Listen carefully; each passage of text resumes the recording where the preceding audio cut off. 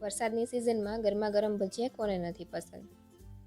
અને આજે આપણે બનાવીશું મકાઈના ભજીયા, જે એકદમ ક્રિસ્પી, ક્રન્ચી અને ચટપટા બને છે અને બનાવવા પણ એકદમ સરળ છે।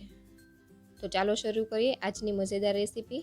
મકાઈના ભજીયા બનાવવા માટે મેં અહીંયા 1.5 ચીટલી મકાઈના દાણા કાપીને લીધા છે।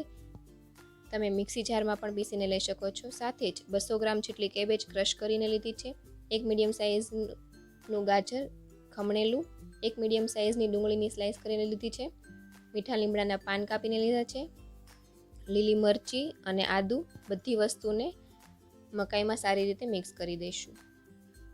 હવે થોડા મસાલા ઉમેરીશું। સ્વાદ અનુસાર મીઠું, ધાણા જીરું પાવડર, કાળી મરીનો પાવડર અને થોડી અમથી હિંગ।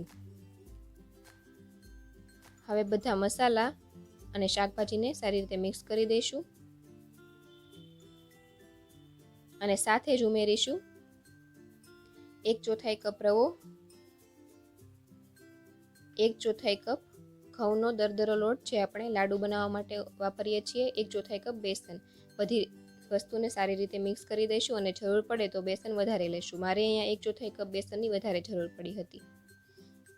અહીંયા તમારે પાણીનો ઉપયોગ જરા પણ નથી કરવાનો, કારણ કે શાકભાજીમાં મીઠું ઉમેરવાથી પાણી છૂટે છે, તેનાથી જ આ બેટર સારી રીતે બની જશે। અને મિક્સ કરીને આ રીતે બેટર તૈયાર થઈ જશે। હવે આપણે આને તળી લઈશું।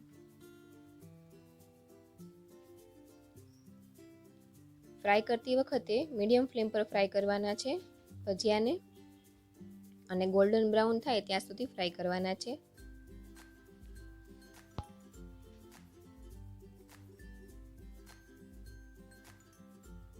વચ્ચે વચ્ચે પલટતા રહીશું, જેથી બધી બાજુથી સારી રીતે ફ્રાય થઈ જાય।